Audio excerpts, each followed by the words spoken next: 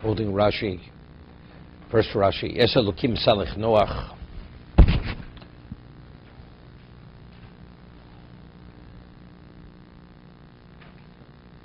Together with Elokim, Noach walked. Ubavram omeh hisalech lefonai.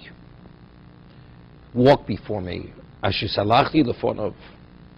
Noach yitzarech sad letomcho. Noach needed assistance to support him. Aval Avram hoy mischazik mahalech b'tzidko me'elov. But Avram was able to strengthen himself and to go forth with his tzidkus, self-motivated. He didn't need that special assistance.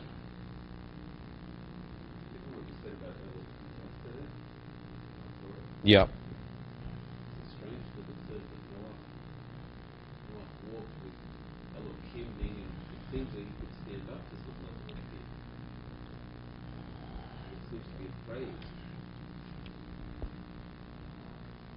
When it says Okim over here, Okim over here does not mean Midas Adin. Doesn't normally mean Midas Adin. If you take a look,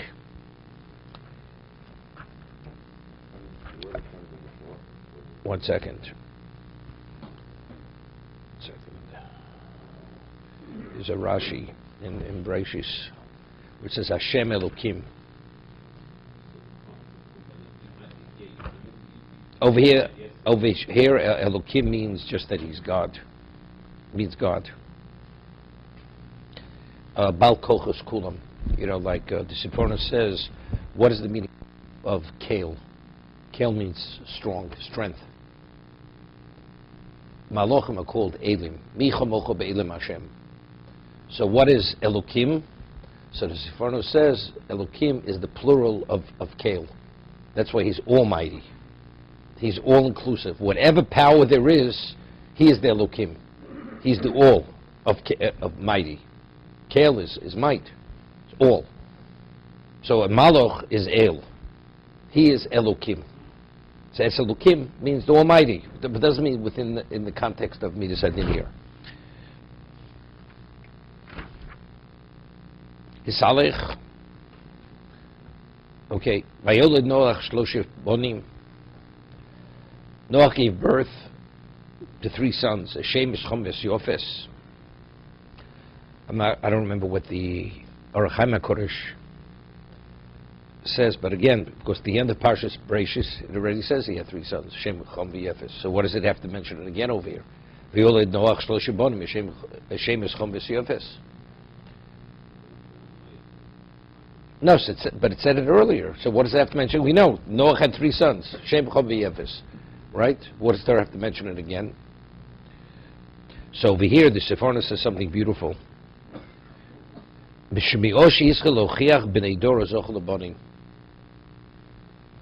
really, he wasn't meant to have children.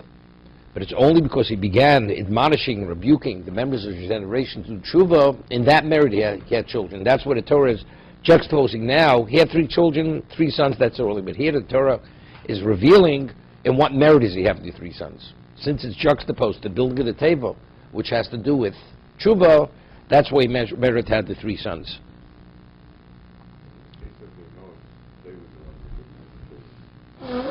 Gemara says even Avram was an okar. Wasn't able to father a child. That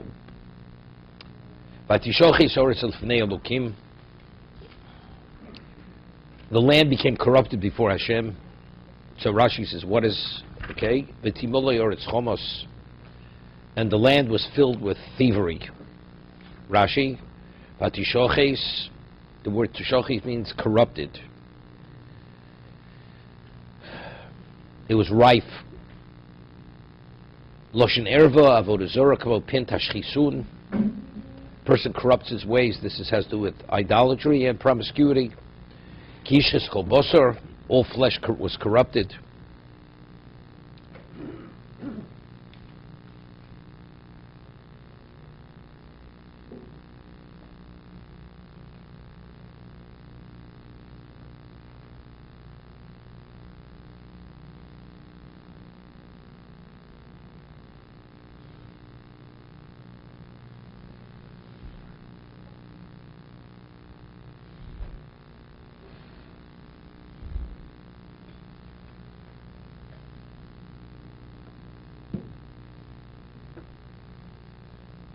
Okay. Vatimoli or Chomos Gezel.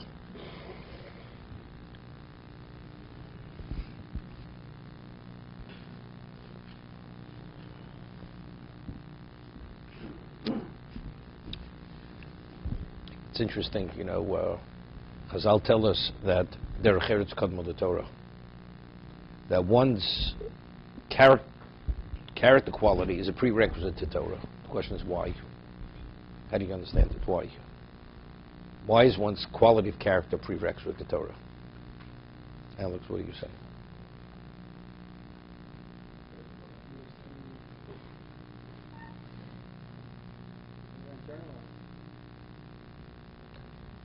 Now, a person who's a quality person, why does he do whatever he does? He does it for the right reason.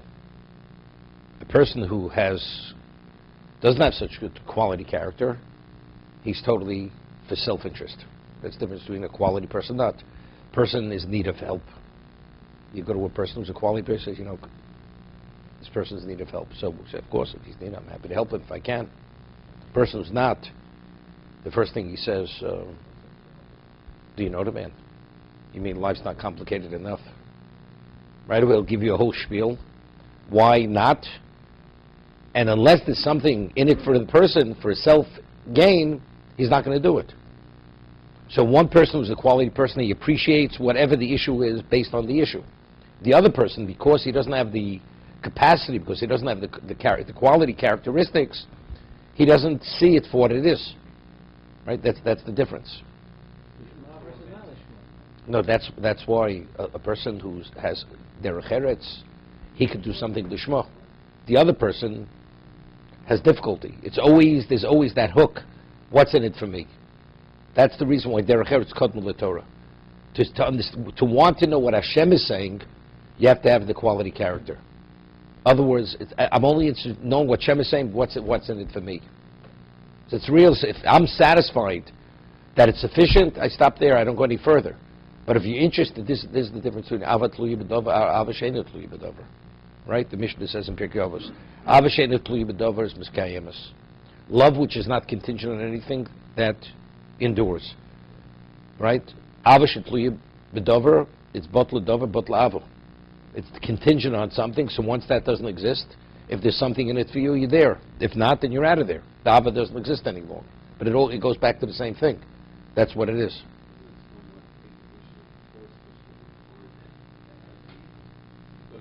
We're not saying that eventually you can't reach there. We say b'toch sholishim v'ol l'shmo.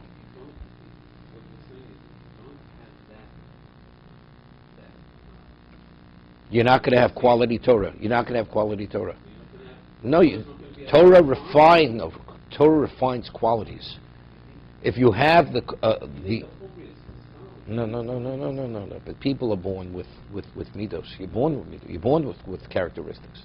The Ram Hilchos Deos speaks about the inborn characteristics and acquired characteristics, that you could change something through conditioning. Forcing yourself long enough to do something, you assume a second nature. It's the Rambam, the same idea. Person sees he has a negative characteristic, you could change it. It's very difficult to change it. Like Rabbi Yisrael Slant, I always mention, says it's easier to learn through Shas in depth than change one characteristic. That's how difficult it is to change. He's born with a potential for potentials. He hones it, he refines it, right? But a person doesn't. It's nothing to refine. He has to create it. To create something is not so simple. Definitely. That's the reason why. That's the reason why when parents raise children, if they instill and inculcate in the children positive values, it makes it a lot easier for a person to succeed in many areas of their life. For that reason, why do you do something? You do what you're doing for the right reason. That's the way you raise a child. You're not doing it because you have something to gain from it. You only do something if that thing, otherwise don't get distracted. Some people, they raise children that way.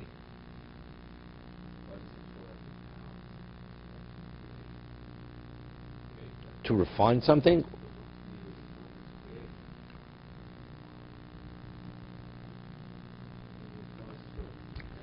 Well, that Chazal tell us, there's the famous Medrash in Eicho, There's a certain enlightenment in Torah which brings a person back. Let me ask you a question. A person, he's distracted, whatever it is, and all of a sudden he sees something, and he sees it clearly. He's no longer distracted. The marmit is an enlightenment. The person comes to certain understandings, right? A person sees a fire burning, right? He's going to run for his life, understanding that his life's in jeopardy. He doesn't. He'll be distracted, and because he doesn't appreciate the danger, he may die in that fire. Same idea.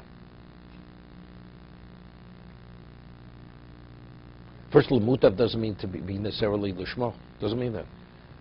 Moshe mutav, sheba mutav doesn't mean it'll be a lishma Jew. Mutav means it'll bring you back to a good path, that you do the right thing. Is it a quality path? Maybe not. Lishma doesn't say that.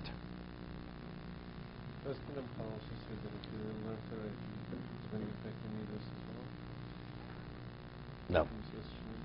No. I mean, but you have to work on it. You come to realization that you have to work on. It doesn't just happen by itself. Okay, but you have to work on it. You know, you cut a diamond. The diamond is cut because you're actually bringing out what the diamond is. You're not creating anything there. You're just revealing whatever it may be. Okay, let's